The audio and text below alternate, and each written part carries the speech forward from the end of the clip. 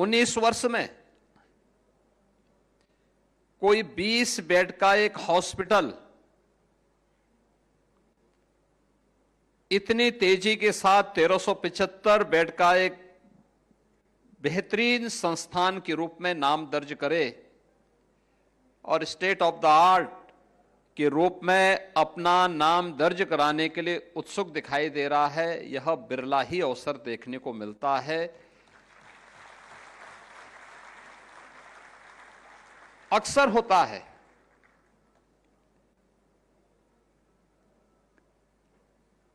हमारे जीवन की 3 स्थितियां होती हैं। एक प्रवृत्ति होती है, एक विकृति होती है और एक संस्कृति होती है। बीच का यथारूप रहना वो उसकी प्रवृत्ति है। जैसे मनुष्य है, वह परिवर्तन तो चाहता है, लेकिन परिवर्तन करने के लिए अपने आप को तैयार करने में हिचकता है। यथास्थितिवादी जिसे आप कह सकते हैं, वे कोई परिवर्तन नहीं ला सकते, कोई नयापन नहीं ला सकते। एक होता है व्यक्ति ने निर्णय लिए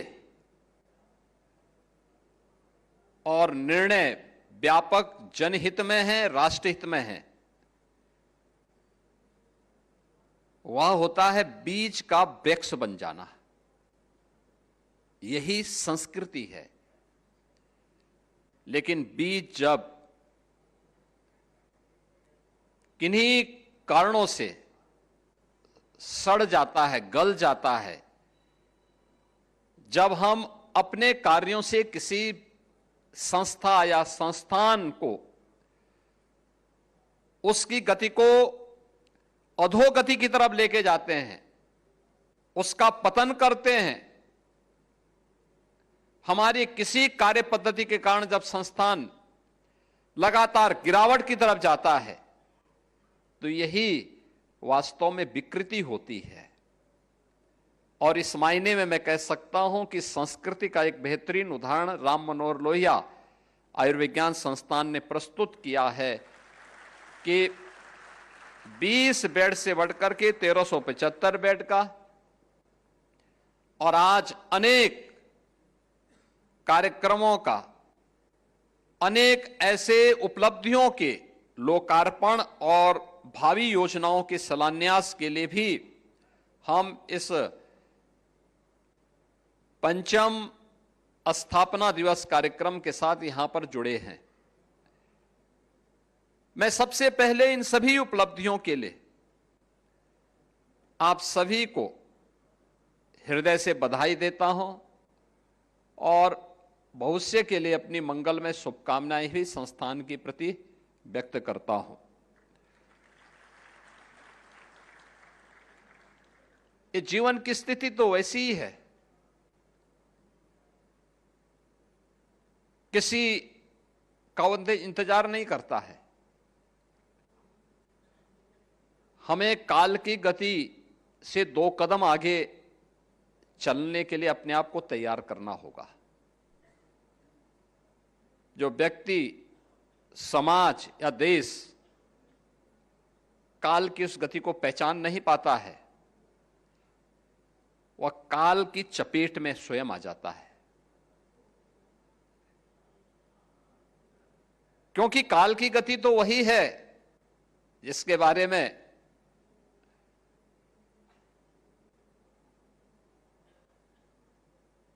डॉक्टर श्याम नारायण पांडे ने कहा था कि ये महाकाल का आसन है, इस पर न किसी का शासन है। यानी काल की गति पर किसी का शासन नहीं होता है। कोई ये मान करके चले कि मैं समय की गति को अवरुद्ध कर दूंगा, ये उसकी गलत फहमी होगी। हमें उससे 2 कदम आगे चलने के लिए अपने आप को तैयार करना पड़ेगा। अगर हम चलेंगे तो प्रगति करेंगे।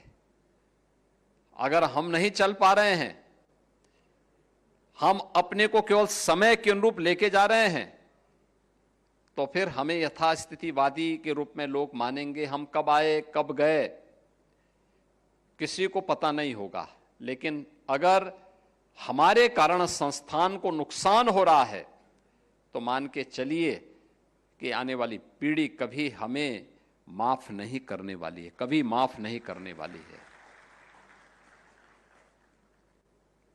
और इस मामले में आपके संस्थान ने अच्छी प्रगति इसलिए भी हासिल की है। आयुर्विज्ञान संस्थान 5 वर्ष में, डॉक्टर राम मनोहर लोहिया आयुर्विज्ञान संस्थान 5 वर्ष में प्रदेश के अंदर जो हमारे 3 टॉप के चिकित्सा संस्थान है, जिसमें केजीएमयू 110 वर्ष की अपनी आयु पूरी कर चुका है, तो स्वाभाविक रूप से वह तो आगे रहेगा ही रहेगा। एसजीपीजीआई वह भी कमोवेश 4 दशक पुराना है, लेकिन आप लोग 5 वर्ष में या 19 वर्ष में एक लंबी छलांग लगा करके प्रदेश के अंदर 25 करोड़ की आबादी में आपने नंबर 3 के स्थान के साथ तीसरे 3 टॉप के जो संस्थान है, टॉप 3 में हम अपने आप को स्थापित कर चुके हैं। ये चीजें दिखाती हैं कि हमारी दिशा सही है, हमारी लीडरशिप सही है, हम सही दिशा में आगे बढ़ रहे हैं। भौतिक चुनौतियां आती हैं, लेकिन टीम वर्क होता है, कार्य करने का जज्बा होता है, तो वह लोगों के मन में एक नई उत्साह का संचार करता है। आपके लिए यह अवसर इसलिए भी महत्वपूर्ण है क्योंकि यह संस्थान एक ऐसे स्थान पर स्थित है जो पूर्वी उत्तर प्रदेश का मुहाना है। पूर्वी उत्तर प्रदेश का हर पेशेंट सबसे पहले आरएमएल में आता है, सबसे पहले यहीं पे आता है, फिर यहां से केजीएमयू या एसजीपीजीआई की तरफ फिर वह रुख करता है। और सबसे घनी आबादी पूर्वी उत्तर प्रदेश की, बिहार की, नेपाल की, ये सभी स्थितियां यहां के लिए आती हैं, इस ओर मुड़ती हैं। उन स्थितियों में अगर हम लोगों ने अपने आप को अपडेट नहीं किया, हम उसके अनुरूप अपने आप को तैयार नहीं करेंगे, तो आज जो एक व्यक्ति, एक पेशेंट का परिजन, एक मरीज का परिजन बड़े विश्वास के साथ आता है, और विश्वास के साथ आने के बाद अगर कहीं पे उसकी भावनाओं को ठेस लगेगा तो वह फिर धीरे धीरे करके उसके मन में आएगा, देखो साहब कुछ नहीं होता, और फिर वह यहां से विमुख होकर के दूसरी तरफ रुख करेगा।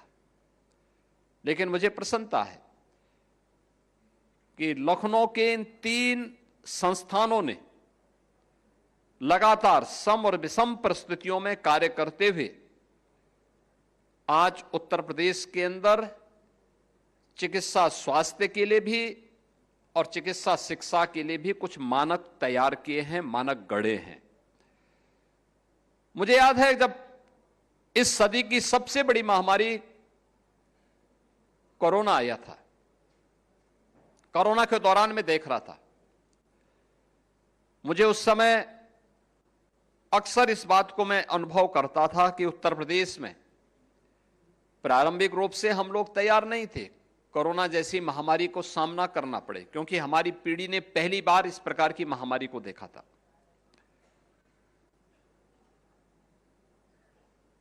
जिस समय कोरोना का पहला पेशेंट आया था, हमारे पास कोविड की जांच करने के लिए कोई भी अन्य सुविधा नहीं थी, कोई लैब्स नहीं थी। हमने पहला पेशेंट जब आगरा में और नोएडा में देखने को मिला तो हम लोगों ने उनके सैंपल जांच करने के लिए सफदरजंग और एम्स दिल्ली में भेजे थे।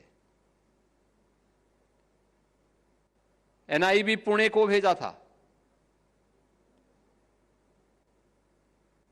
और धीरे धीरे करके हमने यहां विकसित करने प्रारंभ किए।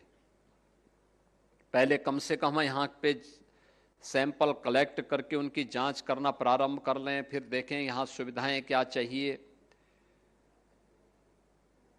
हम लोगों ने जब देखा था 36 जनपद ऐसे थे जिन जनपदों में आईसीयू का एक भी बेड नहीं था, एक भी नहीं था। ट्रेन्ड मैन पावर नहीं थी।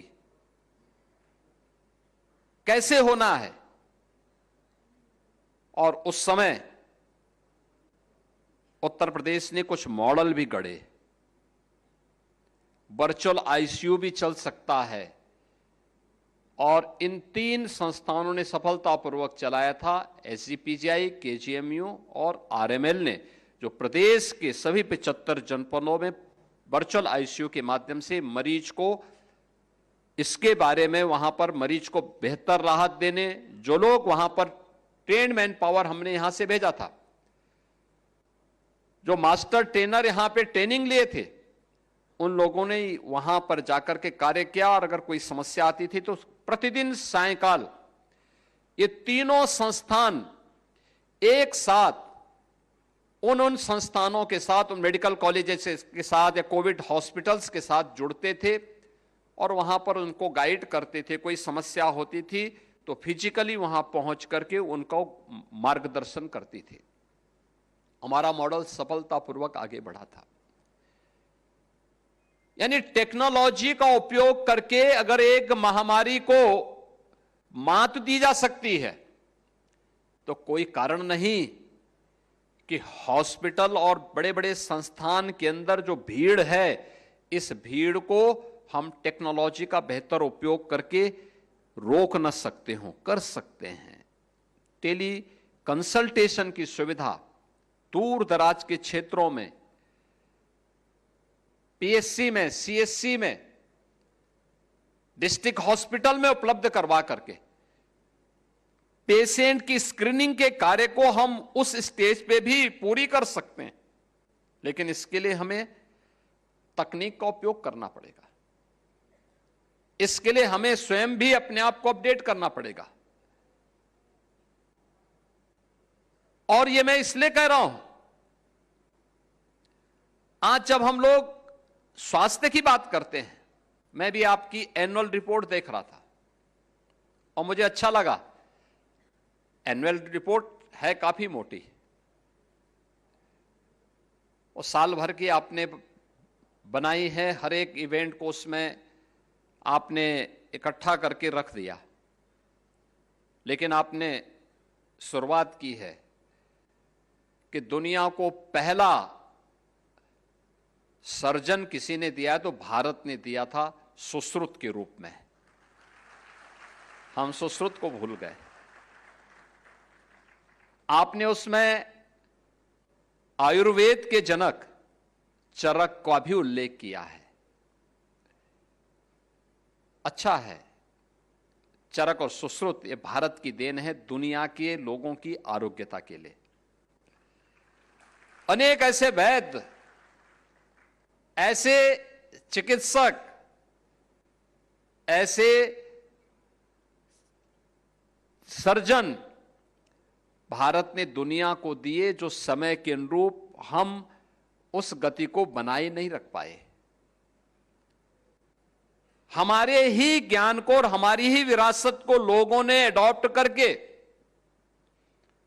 आज हमको ही अपना पिछलग्गू बना दिया है। कारण है केस स्टडी के रूप में हम लोग अपने यहां किसी भी कार्यक्रम को लेने में संकोच करते हैं। आपके पास जितने नंबर ऑफ पेशेंट हैं, अगर आप इन सब पे लिखने की आदत डालना प्रारंभ करेंगे, उनके लक्षणों के आधार पर, उनकी परिस्थितियों के आधार पर, बहुत अच्छी केस स्टडी आपकी तैयार हो सकती है।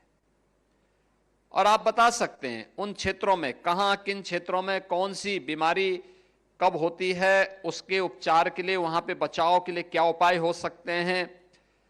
तो स्क्रीनिंग की एक प्रक्रिया वहां पर भी आपके माध्यम से, उस केस स्टडी के माध्यम से भी आप दे सकते हैं और ये मानवता के कल्याण का मार्ग बहुत अच्छे ढंग से आगे बढ़ सकता है। मैं इस बात को इसलिए भी कह रहा हूं क्योंकि मैं स्वयं पूर्वी उत्तर प्रदेश के उस क्षेत्र से आता हूं जिसके लिए यह सीजन 15 जुलाई से लेकर 15 नवंबर तक का जो सीजन होता था, यह उनके लिए अत्यंत भयावह होता था। हर मां, हर परिवार का अभिभावक अपने नवजात शिशु के जीवन के लिए चिंतित रहती थी। पता नहीं किसके घर में यह बीमारी आ जाए, कौन बच्चा इसकी चपेट में आ जाए। पूर्वी उत्तर प्रदेश ने 40 वर्षों में 50,000 से अधिक बच्चों को खोया है इंसेफ्लाइटिस जैसी बीमारी के कारण। 1977 से लेकर 2017 तक यह बीमारी आती थी। वहां का नवजात शिशु, वहां के बालक इसकी चपेट में आते थे। न शासन की कान में जूं रेंगता था और न ही प्रशासन को इन सब के बारे में किसी प्रकार की कोई चिंता होती थी। लोग आते थे, चेहरे पर उनकी कोई मुस्कान नहीं होती थी, बुझा हुआ चेहरा। लोगों के मन में एक भय होती थी, एक आशंका होती थी, पता नहीं क्या हो जाए। और उनको आने में इतनी देर लगती थी कि वे भी जानते थे परिणाम क्या होने वाला है। या तो बच्चे से हाथ धोना पड़ेगा, और अगर किसी कारण से डॉक्टरों ने बड़ी कृपा कर ली, बच्चा बच भी गया, तो ये बच्चा दिव्यांग होगा, जीवन भर के लिए समस्या बनेगा। यह स्थिति होती थी। और मुझे इस बारे में संतुष्टि होती है कि जब टीम वर्क ने काम करना प्रारंभ किया, हम लोगों ने लक्षण को देखे, केस स्टडी करवाई, क्या कारण है, ढूंढो भाई, इसके बारे में काम करो। और अगले 17 में, अगले 3 वर्ष के अंदर, तीसरे वर्ष में हम लोगों ने इंसेफ्लाइटिस को पूरी तरह समाप्त कर दिया। आज जब मैं पूर्वी उत्तर प्रदेश में जाता हूं, आज जब मैं उन क्षेत्रों में जाता हूं, तो मुझे एक बात की संतुष्टि होती है। मैं पूछता हूं क्या स्थिति है इंसेफ्लाइटिस की, तो मुझे संस्थान से भी जानकारी मिलती है, पब्लिक से भी जानकारी मिलती है कि बीमारी नहीं है, बीमारी समाप्त। ये अन्य क्षेत्रों में भी हो सकता है, अन्य मामलों में भी हम कर सकते हैं। हमने सावधानी बरती, स्वास्थ्य केंद्रों को भी ठीक किया, मेडिकल कॉलेजेस को भी ठीक किए। महिला और बाल विकास विभाग ने भी पोषाहार के कार्यक्रमों को बेहतरीन किया। स्वच्छता के कार्यक्रम को हम लोगों ने प्रधानमंत्री मोदी जी के विजन को प्रभावी ढंग से जमीनी धरातल पर उतारने का काम किया। पेयजल की सुविधा उपलब्ध करवाई। लोगों को इन सभी कार्यक्रमों के साथ जोड़ने का परिणाम क्या रहा कि जो सीजन लोगों के लिए भय और दहशत भरा होता था, आज वहां पे उत्साह और उमंग का होता है। अच्छी बारिश हो रही है, लोगों की खेतों में फसल लहलहा रही है, बीमारी का कोई भय नहीं, व्यक्ति सावधानी बरतता है और निसंकोच होकर के अपने उज्जवल भविष्य के लिए पूरी तैयारी के साथ आगामी पर्व और त्योहारों के लिए जुटता है। सरकार चाहे तो किसी के चेहरे पर खुशहाली ला सकती है। यह उदाहरण है, और उस उदाहरण का केंद्र बिंदु स्वास्थ्य विभाग बना था। नेतृत्व स्वास्थ्य विभाग ने दिया था, नोडल विभाग हमने स्वास्थ्य विभाग को बनाया था कि हम सबको इसके लिए तैयार करना है। सभी लोग मिलकर के एक साथ फोकस्ड कार्रवाई हुई। परिणाम क्या था? रिजल्ट हमारे हाथों में था। और यह कार्य हम हर एक क्षेत्र में कर सकते हैं। मुझे अच्छा लगा आज यहां पर संस्थान ने एडवांस्ड न्यूरो साइंसेस सेंटर के भवन का भी और यहां पर अन्य सुविधाओं के कार्यक्रमों का भी लोकार्पण किया है। खासतौर पर जो गामा नाइफ मशीन के बारे में भी, 44 करोड़ की मशीन है। मैं पिछले 5 साल से पीछे पड़ा हूं संस्थान के, तो इस मशीन को ले आओ, आपके पास इसके एक्सपर्ट हैं। इसका लाभ ब्रेन ट्यूमर में और ब्रेन से जुड़ी हुई उन तमाम बीमारियों में उत्तर प्रदेश के लोगों को मिल जाएगा। और मैं धन्यवाद दूंगा, देर आए दुरुस्त आए, ये गामा नाइफ यहां पे आने जा रही है और पहला संस्थान बनने जा रहा है आपका आरएमएल, जो गामा नाइफ मशीन को यहां पे लेके आ रहा है। इसके साथ ही संस्थान ने भवनों को आपस में जोड़ने के लिए एक यहां पे फुट ओवर ब्रिज का भी निर्माण किया, जिसका आज लोकार्पण हो चुका है। एडवांस न्यूरो साइंसेज सेंटर की भी संस्थान के न्यू ब्लॉक के लोकार्पण का कार्यक्रम किया है। लगभग 34.5 करोड़ रुपए की लागत से बना है। कॉन्फ्रेंस हॉल, लेक्चर थिएटर और कैफेटेरिया 10 करोड़ की लागत से, और साथ ही यहां पर प्राथमिक स्वास्थ्य केंद्र जो गौर के कम्युनिटी मेडिसिन विभाग के अंतर्गत रूरल हेल्थ ट्रेनिंग सेंटर, ये सभी आपने निर्माण करके और आज इसके लोकार्पण का कार्यक्रम भी संपन्न किया है। तो हॉस्टल बॉयज और गर्ल्स दोनों के साथ साथ नर्सिंग कॉलेज के लिए भी आज उनके स्वयं के एकेडमिक भवन के लिए भी आप लोगों ने शिलान्यास के कार्यक्रम के साथ अपने आप को जोड़ा है। यानी अगर हम समय के साथ चलेंगे, देश और दुनिया के अंदर जो अच्छा हो रहा है उसको तो हमें लेना ही लेना है, लेकिन हम भी अपने तरफ से कुछ करना प्रारंभ करें। देखिए, मुझे बहुत अच्छा लगा, इधर लोगों ने उस दिशा में कार्य करना प्रारंभ किया। अभी मुझे पिछले दिनों आईआईटी कानपुर में जाने का अवसर प्राप्त हुआ था। उन्होंने मेडटेक पर एक सेंटर ऑफ एक्सीलेंस को वहां पे विकसित करना शुरू किया है। अब आईआईटी कानपुर उस पे काम कर रहा है। अगर हम भी किसी अच्छे तकनीकी संस्थान के साथ मिल करके इस दिशा में कार्य करना प्रारंभ करेंगे, हम भी काम करना प्रारंभ करेंगे, हम बहुत कुछ दे सकते हैं। क्योंकि मेडिकल डिवाइस के फील्ड में बहुत संभावना है। फार्मा पार्क में बेहतरीन संभावनाएं हैं, बेहतरीन संभावनाएं उत्तर प्रदेश के अंदर मौजूद है। और Uttar Pradesh medical device park Gautam Buddh Nagar जनपद में यमुना अथॉरिटी के पास कार्य हमारा प्रारंभ हो चुका है। फार्मा पार्क हमारा ललितपुर जनपद में बन रहा है, हमने वहां पे अपना कार्य प्रारंभ कर दिया है। हमें उस दिशा में अपने आप को भी तैयार करना होगा। इन संस्थानों की भूमिका क्या हो सकती है, कैसे हमें उसमें गाइड करना है, ये सभी चीजें जब एक साथ चलेंगे तो परिणाम आएंगे, निश्चित ही परिणाम आएंगे। और उस परिणाम के लिए हमें एक साथ मिलकर के अपने कार्यक्रमों को आगे बढ़ाना पड़ेगा। मुझे प्रसन्नता है कि संस्थान ने जिन लक्ष्यों को प्राप्त किया है, पिछले 5 वर्ष में जो तीव्रता आई है और 19 वर्ष की अपनी इस यात्रा में जो उपलब्धियां हासिल की हैं,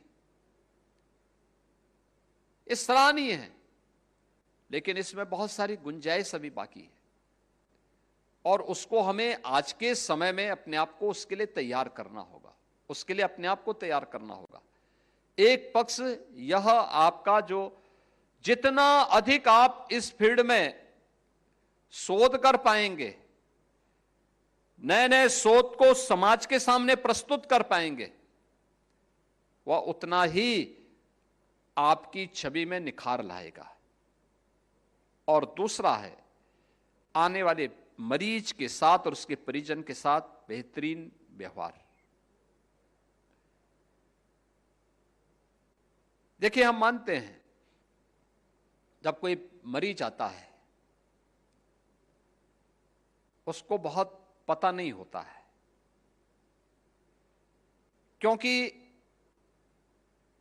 वह तब मनुष्य बीमार केवल शारीरिक रूप से नहीं होता है, शरीर की एक पीड़ा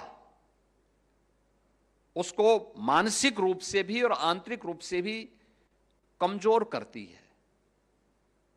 तो कहीं ना कहीं वह प्रतिक्रिया आवेश और गुस्से के रूप में सामने देखने को मिलेगा। अचानक उसका बिहेवियर चेंज होता हुआ दिखाई देगा, वो आवेश में होगा, गुस्से में होगा। उस गुस्से की चपेट में सबसे पहले उसका परिजन आता है, और परिजन के बाद फिर सामने कोई भी डॉक्टर है, कोई नर्सिंग स्टाफ है, कोई पैरामेडिक्स है, या कोई भी है, ये सभी लोग उसके चपेट में आते हैं। अगर हम उसकी बात को ध्यान से सुन रहे हैं और सुन करके उसके गुस्से को भी हमने चुपचाप ये मान के चल लिया कि भाई देखो ये बीमारी का पार्ट है, उसका व्यवहार का पार्ट नहीं है, ये बीमारी का हिस्सा है, और इसी गुस्से को जिस दिन आप शांत कर लेंगे अपने व्यवहार से, तो मान के चलिए कि बीमारी पे आधी विजय आपने प्राप्त कर ली है। बीमारी पे आधी विजय आपने प्राप्त कर ली है, और पेशेंट की रिकवरी बढ़ जाएगी, क्योंकि आपका व्यवहार उसके अंतःकरण में एक विश्वास पैदा कर देगा। व्यक्ति के अंतःकरण में अगर विश्वास है कि मैं स्वस्थ हो जाऊंगा, मान के चलिए कि कितनी भी गंभीर बीमारी होगी जरूर स्वस्थ हो जाएगा। अगर आंतरिक रूप से आपके व्यवहार के कारण वो टूटा, कितना भी आप उसको उपचार करते रहिए, फिर उसका ठीक होना, रिकवरी उसकी होना बहुत कठिन हो जाता है। और उसको आप बहुत सारी परिभाषाएं दे देते हैं, आप फिर उसके बाद आप उसको कहते हैं साहब इसमें इन्फेक्शन होगा। इन्फेक्शन सबसे बड़ा इन्फेक्शन तो व्यवहार का इन्फेक्शन है। इस व्यवहार के इन्फेक्शन को पहले ठीक करने की आवश्यकता है। आपने देखा होगा जैसे आप उसका चेंज करते हैं, उसको बोलते हैं भाई आप पेशेंट थोड़ा बहुत रिकवरी उसकी कमजोर है, आप थोड़ा इसको प्लेस चेंज कर दीजिए। प्लेस चेंज करने का मतलब वहां पे कुछ व्यवहार उसके साथ ठीक हो जाए, तो आप देखते होंगे उसकी रिकवरी में तेजी के साथ सुधार होता हुआ दिखाई देता है। क्योंकि आप डॉक्टर हैं, लेकिन हम लोग भी उन परिस्थितियों से गुजरते हैं। जनता दर्शन कार्यक्रम में पब्लिक आती है, सामने जब उसका तमतमाता हुआ चेहरा हम देख करके अगर सोचने लग जाएंगे तो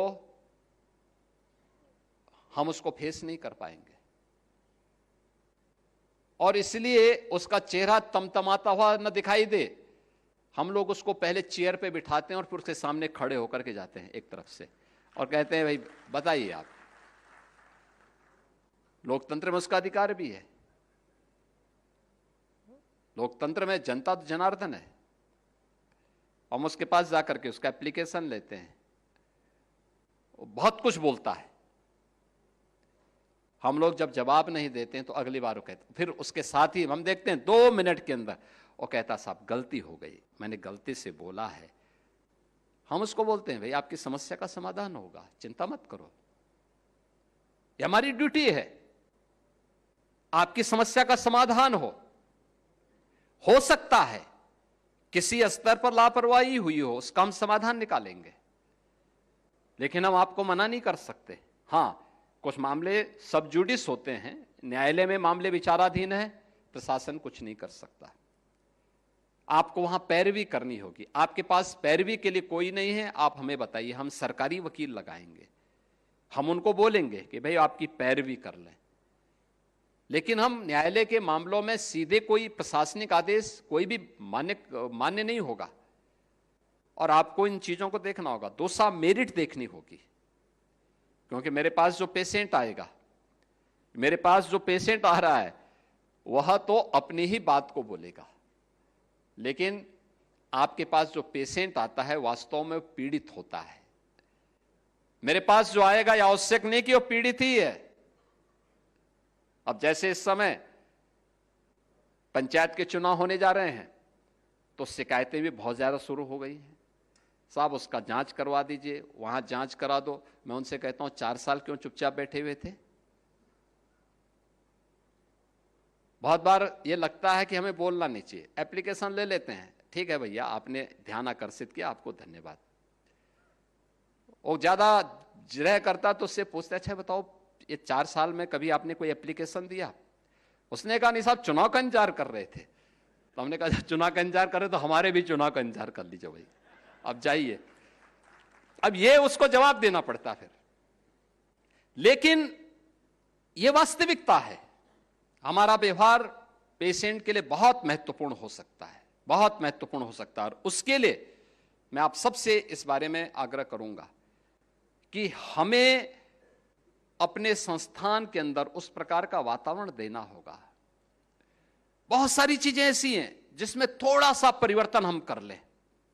पेशेंट आए, एक ड्यूटी लगाओ, कोई भी पेशेंट आया चल फिर नहीं पा रहा है, वहां पे कोई वार्ड बॉय या कोई पैरामेडिक्स ऐसा हो जो उसको देख सकें, वहां पे व्हील चेयर मिल जाए, वहां पे स्ट्रेचर उपलब्ध हो। किसी गरीब पेशेंट के पास कोई व्यवस्था नहीं है तो एम्बुलेंस से हम उसको घर तक पहुंचाने की व्यवस्था कर लें। कोई व्यक्ति की दुर्भाग्यपूर्ण मौत हो गई है तो उस पेशेंट के साथ हमारी सहानुभूति होती हुई दिखाई देनी चाहिए, दिखना चाहिए कि भाई हम उसके घर तक अगर बॉडी को पहुंचाने की व्यवस्था करते हैं